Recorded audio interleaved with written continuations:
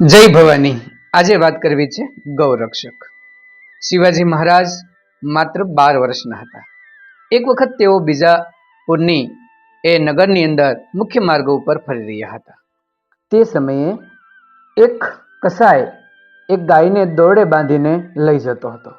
ગાય તેમને બચવા માટે ખૂબ પ્રયત્ન કરતી હતી. આજુબાજુ દયાભરી નજરે જોતી હતી અને કસાય પાસેથી છૂટવાનો પ્રયત્ન કરતી હતી. ત્યારે કસાય લાંબી લાકડી લઈ અને ગાયને ફટકારતો હતો. જોર જોરથી લાકડી એના ઉપર પડતી હતી અને ગાયની આંખમાં દયાભાવ અને કરુણા હતી. આજુબાજુ અનેક લોકો હતા, પણ એક પણ માણસ એ ગાયને બચાવવા જઈ રહ્યો ન હતો. શિવાજીએ આ ગાયને જોઈ.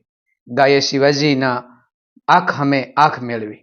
શિવાજીને ગાય પ્રત્યે એકદમ દયા ભાવના જાગી અને પોતાની નાનકડી એવી તલવાર લઈને એ કૂદી પડે છે અને એક જ ઝાટકે એ દોરી કાપી નાખે છે અને ગાય ત્યાંથી ભાગી જાય છે.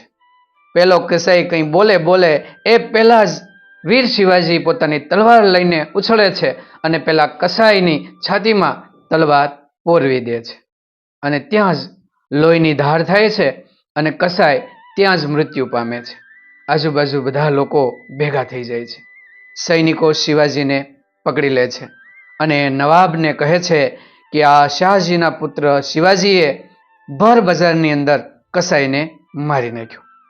આથી રાજા નવાબ ખૂબ ગુસ્સે થાય છે અને શાહજીને કહે છે કે આ તારા પુત્રને તું આપણા નગરથી બહાર મૂકી આવ. અહીંયા રહેશે તો આ જ રીતે ગુના કરતો રહેશે. શાહજીને શિવાજીને એ નગરની બહાર મૂકવા પડ્યા, પરંતુ તેમના હૃદયની અંદર જે રહેલી ભારતીય સંસ્કૃતિ છે એને મિટાવી ન શક્યા. ગાયો પ્રત્યેનો પ્રેમ, હિન્દુ સંસ્કૃતિની રક્ષા કરવાનો જે નાનો એવી ચિનગારી હતી, હવે એ આગ બની હતી. એ ભડકો થયો હતો. શિવાજી મહારાજે પોતાની સેના તૈયાર કરી, અનેક વીર યોદ્ધાઓને તૈયાર કર્યા અને એમણે એ મોગલ સામ્રાજ્ય ઉપર હુમલો કરી દીધો અને અનેક રાજ્યો જીતી રહ્યા.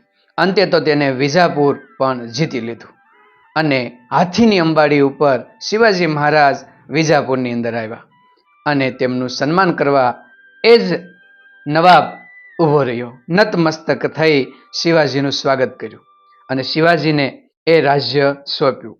આમ હિન્દુ સમ્રાટ અને હિન્દુ સ્વરાજ્યને આગળ વધારવા માટે શિવાજીએ નાનપણથી જ પોતાનું કાર્ય શરૂ કરી દીધું હતું અને વિજાપુરની અંદર ફરી વખત આવી અને પોતે શાસન સંભાળ્યું હતું. કહેવાય છે ને, દુનિયા ઝુકતી હૈ, ઝુકાને વાલા ચાહીએ.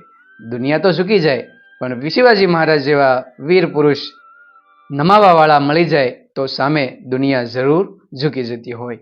વંદન છે શિવાજી મહારાજને.